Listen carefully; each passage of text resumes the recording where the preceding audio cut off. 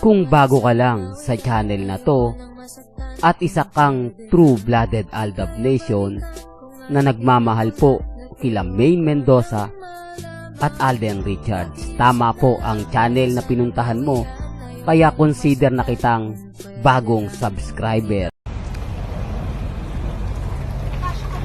O Dad, hindi mo ata natanggal. Alin? Yung ano sa ano. Nakakahiya ka.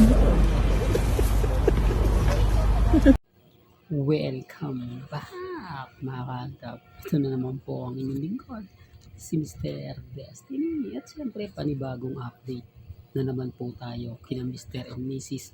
Paul Carson. Syempre si Alden Richards na naman po ang mainit na pinag-uusapan. At syempre siya na naman po yung topic natin.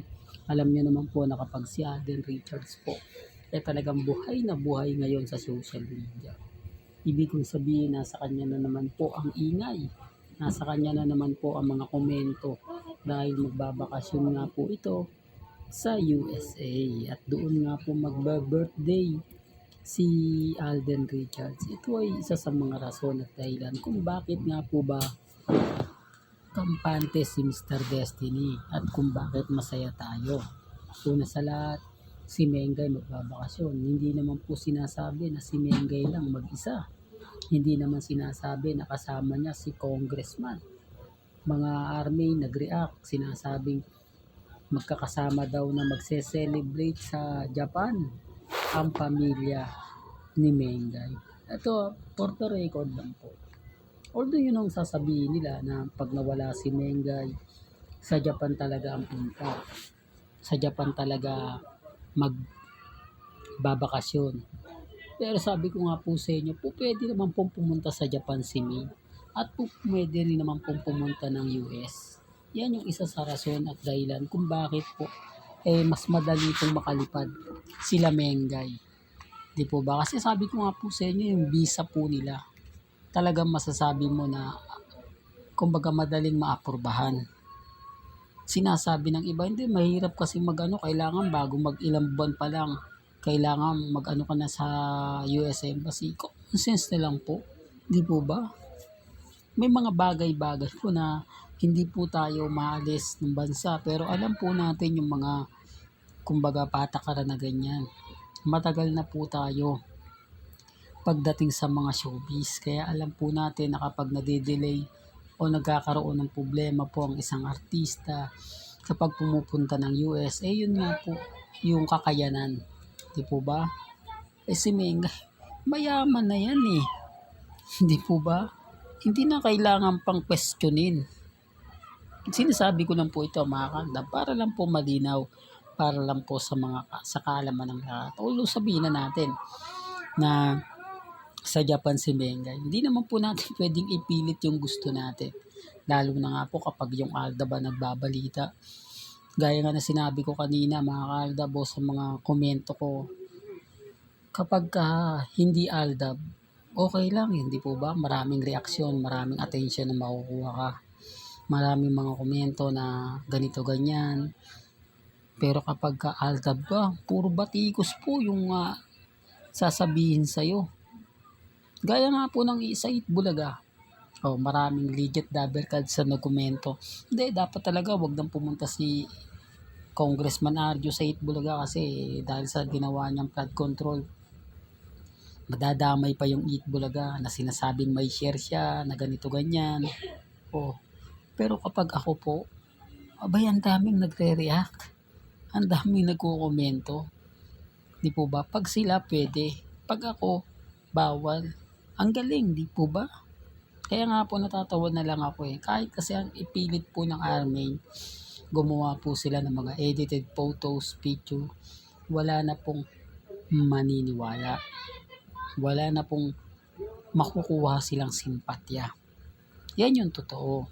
Kasi karamihan nga po ng mga main fanatics ngayon kay Mengay na. At yung mga army, tuluyan na nga pong nawala o nabawasan. Siguro mga natitira, ito yung mga empleyado. Di po ba? Yung talagang masasabi mong malalapit kay Congressman na hanggang ngayon naniniwala na walang kasalanan. Naglabas na nga po ang bago, 2.2 billion ang inilabas na pondo sa pork barrel po ni Congressman Arjo. Kaya ang tanong, ano pinagawa niya? Hindi, sa palagay niyo po, ano yung pinagawa niya? O yung bahay niya? Di po ba? O baka yun ang isa sa ipinandagdag pambili ng yate, chopper. Kaya nga unti-unti na nga pong lumalabas yung katotohanan. Eh yan base lang po mga kaldab sa datos. Ayan po yung totoo. Hindi ko po yan inedit o ibig kong sabihin hindi ko po yan gawa-gawa lang. Kayo na po makapagsasabi niyan. Kasi karamihan naman po dito sa social media updated eh. Kaya lang kapag may mga ganyan, iniiwasan po nila yan. Totoo, iniiwasan nila yan. Kumbaga, parang pag nakita nila, scroll mo na yan. Parang cut din. Kapag ito yung video ngayon at yung post na kumakalat na kasama po ni Catherine Bernardo si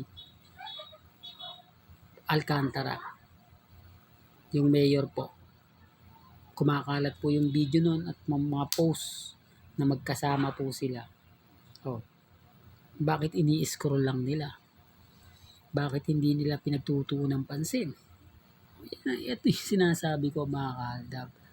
Pero kapag nakakita sila ng mga edited picture, edited video na pumapabor po sa kanila, dyan sila po-focus. Dyan sila tututok. Tapos sasabihin nila, ito yung pinaka-latest, ganito, ganyan. Ganyan po sila kabiter. Ganyan po sila kaapektado. Mas tinatago nila yung totoo. Mas pinaniniwalaan nila yung fake news. Ayaw nila na magsalita tayo.